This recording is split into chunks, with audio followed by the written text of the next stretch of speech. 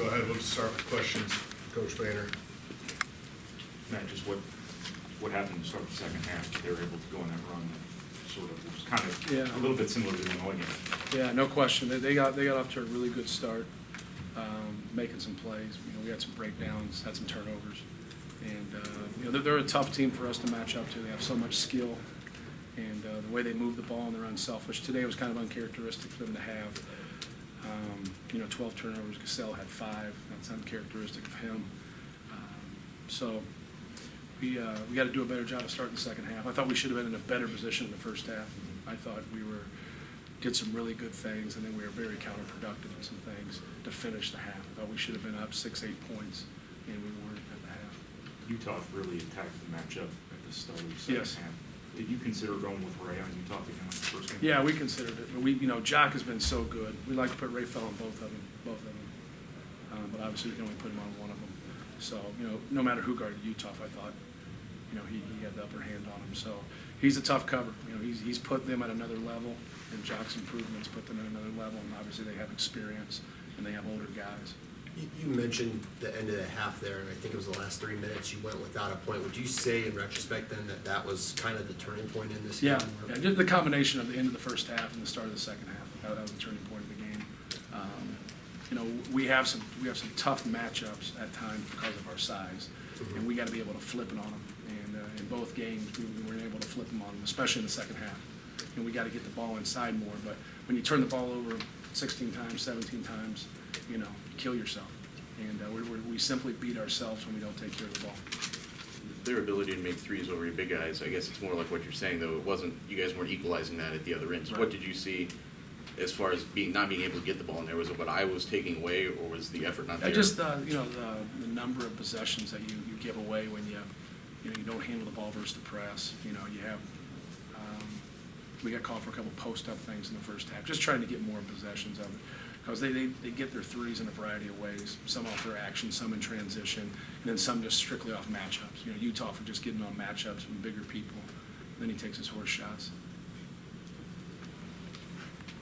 You look at what Woodbury can bring for Iowa. You've coached against him for 4 Yeah. years now. His day, he seemed to match up better against AJ maybe than he had in the past. What did he do different? Well, he has good numbers, and those guys help him.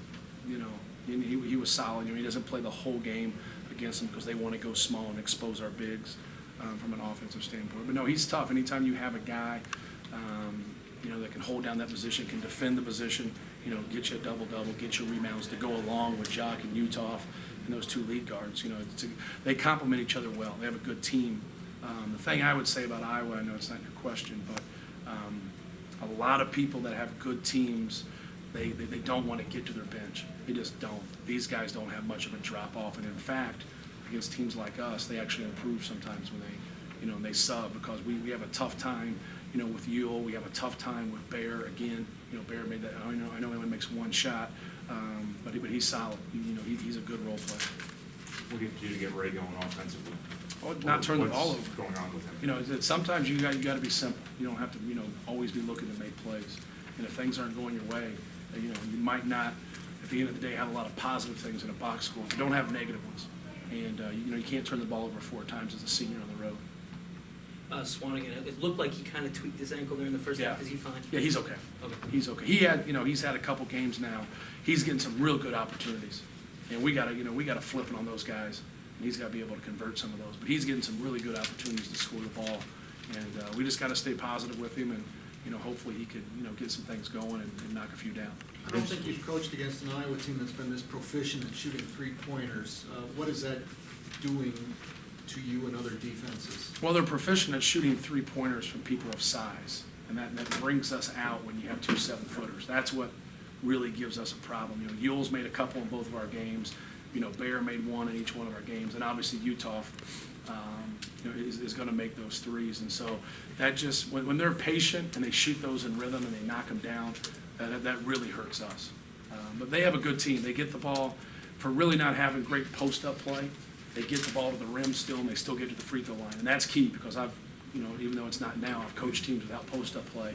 And if you're not getting layups and free throws, eventually, perimeter shots don't always go down.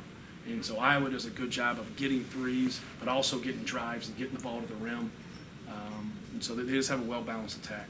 AJ and Isaac's productivity, or lack thereof, was that on them? Was that the way the game went? Was that everybody else not getting them in positions to do things, or? I think a little bit of everything, and Iowa. I think Iowa's done a good job. You know, they didn't let Haas get going. He's a big part of our team, and you know, he came in and it was a struggle for him. He just didn't never get going, and then AJ really never, you know, got going either. So, you know, when you play, you know, inside like that, you got to be able to get that trust from your teammates. You know, they can't turn over, you can't turn over, and I wish it was just one or the other, but it's everybody. You know, we got to do a better job of taking care of the ball. I know in your statement you said you give Kendall all the time he needs. Do you have any timetable on that right now? How long I have that no might idea. last? Is there anything else?